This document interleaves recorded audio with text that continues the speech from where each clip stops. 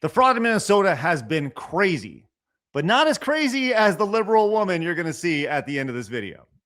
Let's go turn our attention to Minnesota, as has been the common theme on the show for the past 2 weeks or so, the insanity happening up there.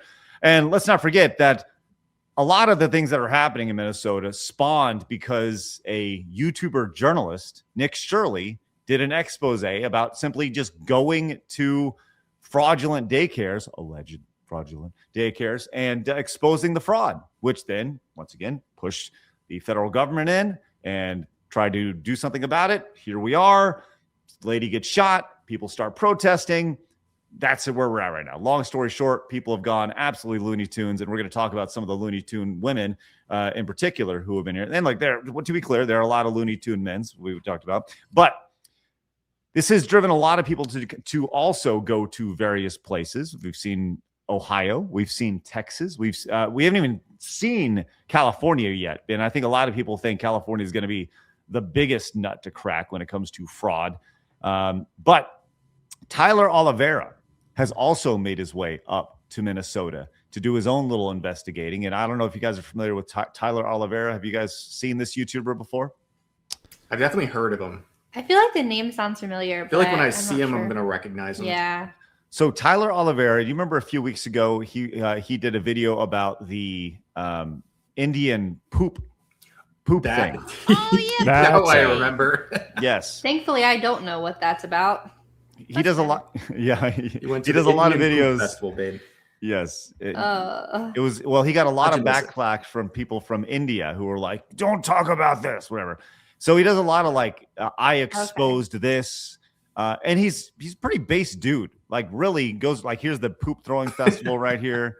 It's disgusting. Full red bar on that one, dude. Yeah, I watched all that one. Yeah, I was going to say you watched that one in full. Yeah, that was good stuff. Anyways, you can see, you know, I'm a regular viewer of his content here. I do not subscribe, although I should. Okay, yeah. You got me. But he is also making his way to Minnesota, and he posted a quick 3-minute clip of his experience up there. And we're going to check out a couple minutes of this, and we can kind of see what you guys, what the reaction here. But I'll tell you what, it's exactly what you'd expect. Oh, shit. The audio's not working. Damn it. I hate it when this happens. Damn it. You know, I always thought Minnesota was known for like the little sweet ladies. They're like Minnesota, and they make their little salads full of like random things that are not salad. That's what I thought Minnesota was about. Your ambrosia salad? Yeah. I thought it was just like the plot of Fargo. Like, I don't know. I guess I'm not familiar with like the inner city Minnesota. Well, I do think there was a time when it was definitely like that. I mean, I watched the Mighty Ducks. I know what it was like in the early 90s, right? So here's Tyler Oliveira's experience. I'm trying to get daycare for my kid. I don't know what you're talking about. Get the fuck off my private property. Yeah, but isn't this a daycare? That's me trying to enroll my baby into 40 daycares across Columbus, Ohio that received over $42 million from government programs designed to feed kids from 2017 to 2025. It turned out they were claiming to feed far more meals than they actually provided. And this little office is the only address that could ever be found. Were these 40 daycares that received money from this nonprofit legit, or are they shell businesses operating as a front? Wow, this building is complete trash. So long story short, he goes, and it's exactly what you'd expect it to be. There's a lot. We'll have it roll in the background without any audio here, but he does actually get some applications, and there are some legit daycares, which I actually think makes it considerably worse when you see the fraud up in Minnesota. Yes. Right. There are people who are doing this the right way. And here's that Jubba one. And the guy's like, get the fuck out of here. We actually talked about the Jubba daycare in the past. But when you have people who are so blatantly being exposed for fraud, it makes, you know, what's the old saying about, you know, it's one bad apple ruins the bunch, right? Mm-hmm. That's what you're seeing here, except it's a lot of bad apples that are ruining it for everybody else. So this is exactly, you know, and the people who are doing it legit, they feel like they should be punished. Yeah, that's sad. Yeah, you say you went to some, and some are legit, which is awesome. And I think that's the thing that most people don't understand who are protesting all this stuff is that if people are doing it the right way, fucking awesome. Do it. Love it. But if you're a total scammer, well, people have had enough of that nonsense. So, yeah, you know, there's a lot of confrontation in this video. People going up, a lot of bowing up, a lot of threatening. And I feel like that's where a lot of this stems from is you see these people who are blatantly, allegedly fraudulent, and they don't want their meal ticket to be taken from them. Because that's really what it is, you know, anytime you're threatening somebody's livelihood, they're going to blow up on you and threaten you and all these things. I guess a question for Straub and Rev, when do you think something's actually going to be done here? Do you think that these guys who are just blatantly being fraudsters, anything will actually happen? You think the money will stop flowing? Do you think they will be arrested? And do you think they'll be deported? I mean, I guess maybe Rev would know better than me. I don't know as far as legally, what can the federal government do versus what the, you know, is the state going to do anything? I don't feel like the state would probably do anything. If the state hasn't done anything to this point, I doubt it's going to happen at all. And I don't know. This is the most blatant example of mass fraud you'll see. It's just so in your face, so easy to prove, and still like nothing feels like it's happening. Like, this should be an easy, clear cut. The people are doing this. The money stops. If they're here illegally, they get deported. Simple. And I can't believe people are defending this. Like, people are bending over backwards to defend this. And it's actually insane. People are, I see this claim all the time from people. They're saying, like, if you go to these daycares and you try to investigate it, you're a creep. Right. Like, you're like a weirdo because you're trying to see if there's actual activity going on there that millions of dollars are going to. Like, you're a creep for, it doesn't even make sense because there's no kids, so it wouldn't even matter anyways, but it's crazy.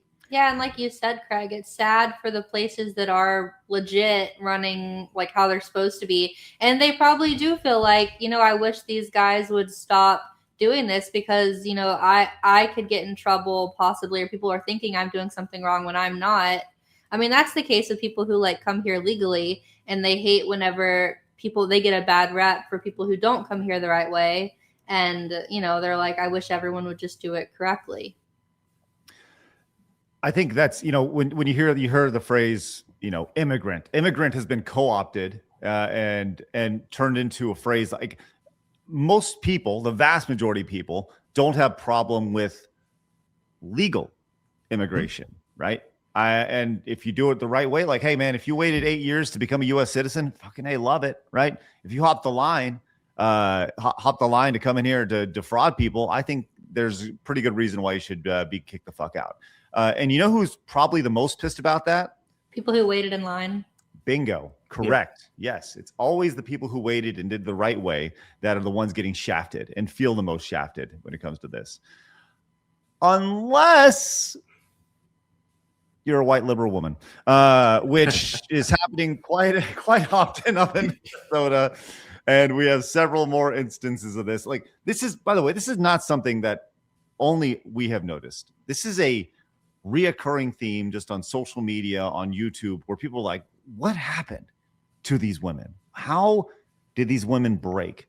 And I think for a lot of people, it comes down to, you know, obviously there's this strong sense of empathy for women. They want to empathize with the situation. They want to feel like they're causing good. They want to be mama bear to people at all times, right?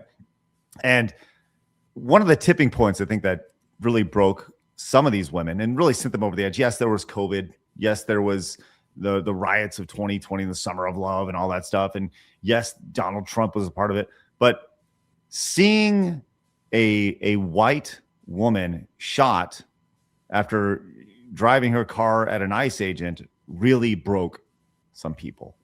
And we have quite possibly one of the best examples of this, as this comes from American as fuck over on X.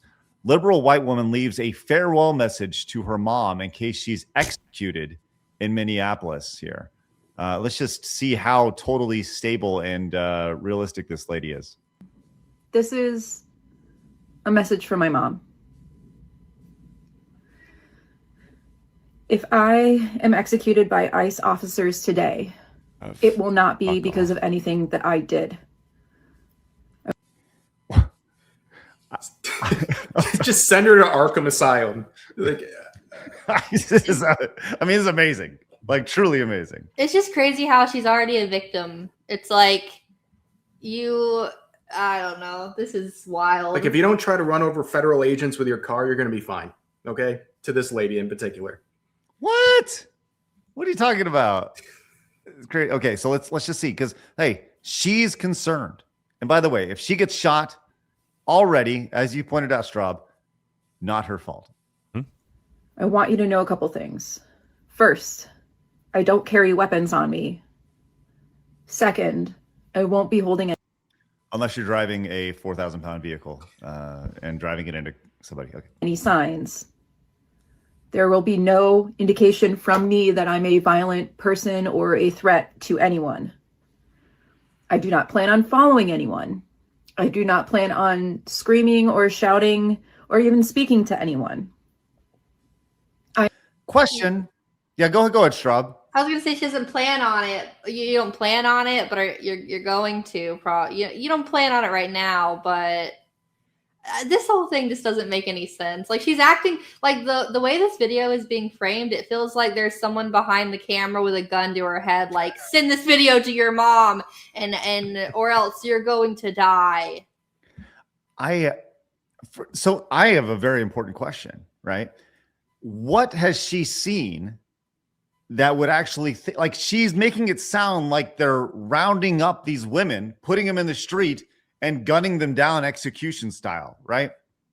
If she's going there, she says she's not bringing signs. She's not going to talk to anybody. She's not going to bring any weapons. Well, then you probably have no reason to be concerned at all, right?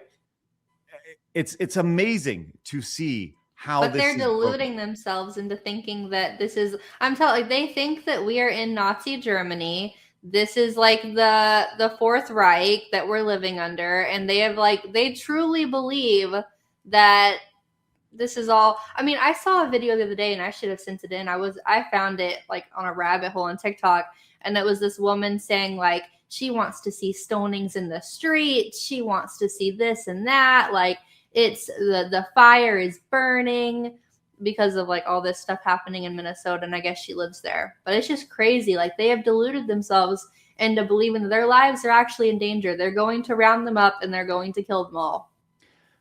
Kira brings up a great point. She's not going to talk to anybody. She's not bringing any signs. She's not bringing any weapons. She has no reason to be there. So why even go? like what are you going for? But she's going to tell you. She's Okay, going to let's tell find you out. right here. Okay, I can't wait. I am there to observe and document. This is a historical moment for me in my lifetime, for the state of Minnesota. Holy fucking main character syndrome. Holy moly. I'm sorry. That is. This is a big And moment. no matter Yeah, it's a big moment for her in her life. Okay. what the outcome is, I believe it deserves to be documented. I believe it is my responsibility and my right to document it firsthand as an observer, show what is happening in my city. What? I'm sorry. It's her responsibility? According to who? She's a Phoenix. hero. Well, She's Superwoman. That's true. Good point. Phoenix, you look like you have something to say.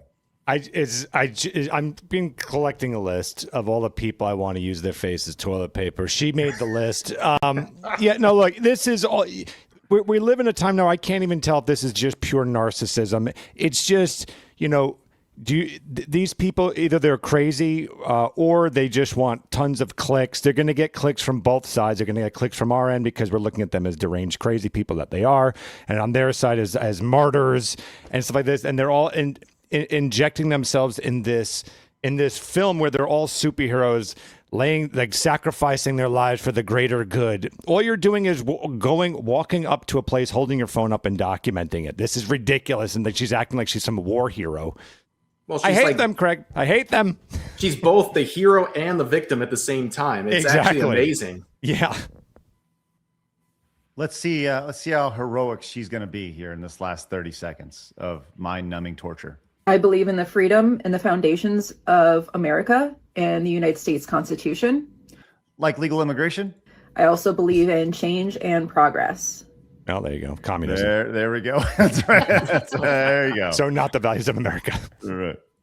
If I am executed today by ICE officers, it will not be because of anything that I did. I'm saying this because I need you to understand what you're supporting and what you're fighting against, and possibly reconsider. Can we all make a pact, like every single day from now until the end of time, to promise every single day to ask her if she's still alive? Let's just ask her every day, did she survive today? How did you do? Well, Are you okay today? Addressed it as today. So if I have this happen to me today, so like I guess it doesn't matter at this point. Today is past. Well, I don't see any like handle or anything on this account. Otherwise, I think we should. I do think that would be a really fun bit, is if we just constantly asked her if she made it through the day, right? And then when we don't get a response, we can actually just say, well, she offed herself. Or maybe the ICE agents rounded up all the white women and just threw them into a camp. Yes, it's amazing. Just absolutely fascinating to see. But we're not done. Oh, good. As guess what? I'm amazed at how just bold and brazen people have gotten. We talked about how people are stopping cars now in the middle of the street and be like, "Are you with ICE? Show us your papers." And they're making sure that listen, yesterday we saw the video of the 2 software engineers who make apps were like stopped from eating their club sandwich and fries because the people outside the restaurant wanted to make sure, hey, stopping people and asking for their papers. When did that happen in history? It will always be lost on them. They will never see the irony. They're incapable. They're fucking retarded. Got another video for you right here. Go to watch it. It's a good one.